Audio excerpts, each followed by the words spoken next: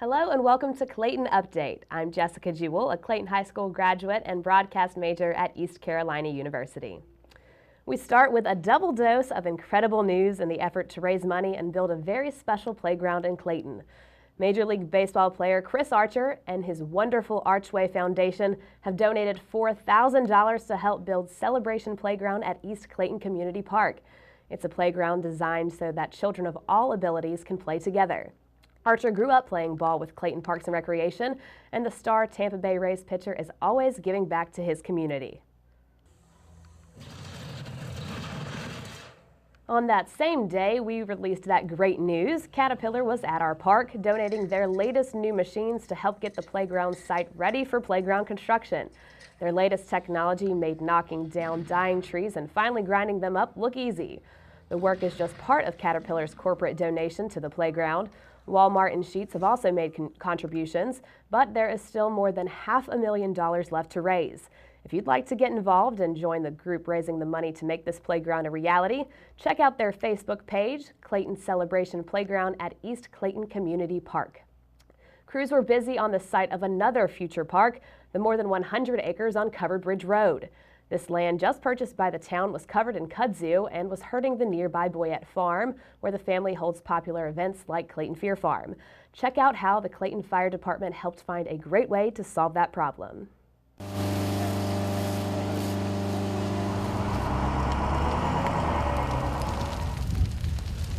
We're doing a prescribed burn for the town's park site. It's approximately 120 acres. We'll be burning maybe about 85 acres of it. The primary purpose is to minimize the fuel load, to reduce the amount of kudzu, and it's actually going to make the habitat much better for wildlife. Besides, it gives us a good location to do some wildland fire training. We get a chance to observe wildland fuel behavior as we're lighting it under various weather conditions. Of course, we picked the weather today, particularly the wind direction, so that we would minimize the amount of smoke impact on adjoining landowners and the motoring public. But it also gives us a chance to play with some of the equipment and the apparatus that we don't normally use, like the brush truck and the ATV with the little slip-on unit in it. We don't get a chance to do this very often, except when it's a wildfire. But this is under more or less controlled conditions. We had the Forest Service come out with their bulldozer and put some control lines in. The reason for putting in the fire lines like we do is clearing it down to bare mineral soil. In other words, taking potential fuel away to keep the burn in check. We'll average somewhere between 40 and 60 what's classified as wildfires, open land fires, a year. Now, of course, that's obviously weather dependent. In years where you get a lot of rainfall, we don't have many fires. In years when it's drier, we have a lot more. But our typical size fire is less than half of an acre. Occasionally we get something a little bit bigger where we coordinate with the Forest Service, but most of the time it's something that an engine or a brush truck can take care of. We're dealing with several different fuel types.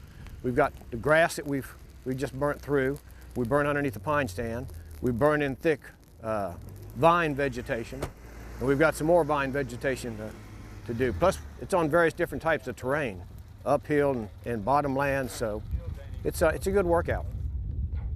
Thanks to everyone involved in that great project. That land won't be developed into a park for at least several more years, but already great ideas like an amphitheater, scout camping, and a zip line are being talked about for the site. Stay tuned.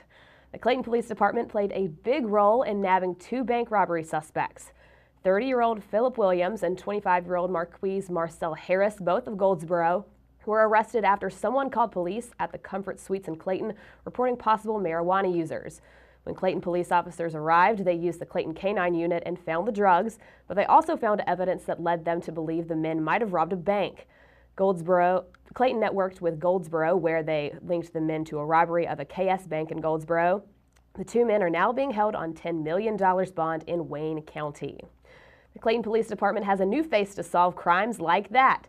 Officer Sean Christopher Curry was sworn in this week. The 26-year-old Clayton resident is thrilled to be joining the ranks of Clayton's team of decorated and experienced officers. He did ride along with the Clayton Police Department before he even began basic police training and said he knew then he wanted to become part of our force. Out of training, Curry got a job with the Garner Police Department, and with 3 years of experience under his belt, he's now on the Clayton team. Curry, his wife, mother, stepfather, and sister have lived in Clayton for 13 years. He says he loves being officer because every day is different and he enjoys helping people. Congratulations and welcome, Sean. A big welcome as well to our Johnston County leaders. Mayor Jody McLeod greeted dozens of them as they came out to the Clayton Center this week for our annual Town Hall Day dinner and networking event. It follows a big Town Hall Day in Raleigh, where leaders from towns in the NC League of Municipalities talk to state legislatures about important issues affecting our town. State Representatives Leo Daughtry and James H. Langdon Jr. spoke to leaders from the towns of Selma, Benson, Four Oaks, Kenly, Micro, Smithfield, Wilsons Mills, Pine Level, and from the Johnston County Commissioners. The big topic was finding a solution to the gas tax. Another delay in the much talked about Steeplechase development. We're talking about the 600 acres of land where a massive 2,200 unit housing development is proposed. The popular Brook Hill Steeplechase horse race took place on the Arp family property, and back in the 80s, the family allowed a hot air balloon event on this beautiful land. The proposal came before the town council again on Monday, March 16th, and again the council voted to table the issue because there are still too many outstanding traffic issues to work out with the North Carolina Department of Transportation. Galaxy LLC and Wakefield Development Company asked that the project not move forward until those are resolved. Steeplechase and the official public hearing and vote are now on the agenda for Monday, April 6th at the Town Council meeting at 6:30 p.m. in Council Chambers at Town Hall. Development proposals like Steeplechase are exactly why the town needs your help in planning for how Clayton will grow. We had a great crowd for our second Growth Plan open house on St. Patrick's Day evening at Cooper Elementary. Residents brought concerns about roadway improvements, park concerns, beautification projects, and cleanliness of the town. With new businesses, new developments, and new residents moving in, the town of Clayton is expected to double in size in the next 30 years. All of these ideas and concerns that you're sharing will help us guide those growth opportunities and challenges. If you missed our open house, don't worry. Please take a few minutes to share your input online. Go to our website at townofclaytonnc.org and search Growth Plan, or check out the Spotlight on Clayton section right on the front page to help shape Clayton's future. The library is teaming up with the Clayton Historical Association for two really cool Civil War commemorative events this spring.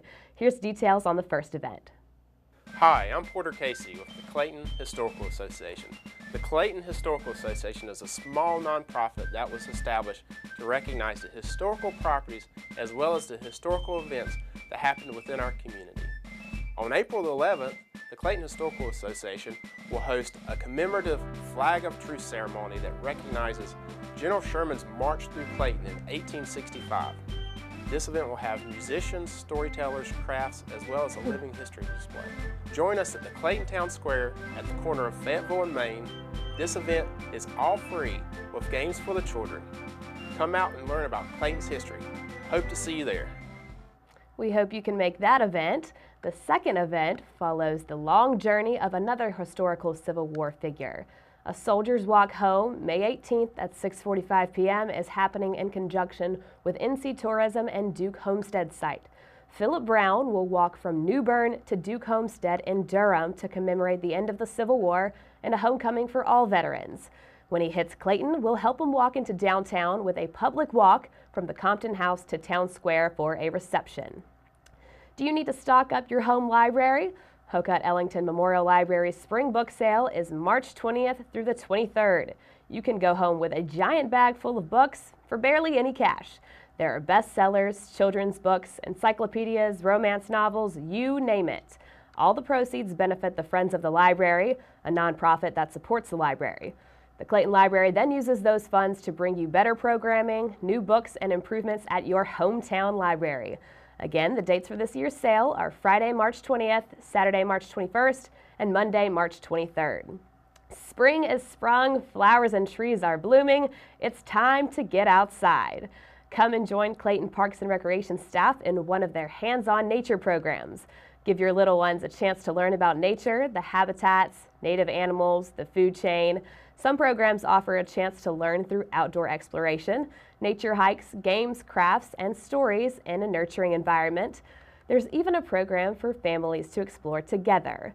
Call 919-553-1550 for more information or head to our website. And that's all for this edition of Clayton Update. Be sure to stay in touch by checking us out at townofclaytonnc.org. Like us on Facebook and follow us on Twitter at Town of Clayton and on YouTube at Town of Clayton NC. We'll see you next week.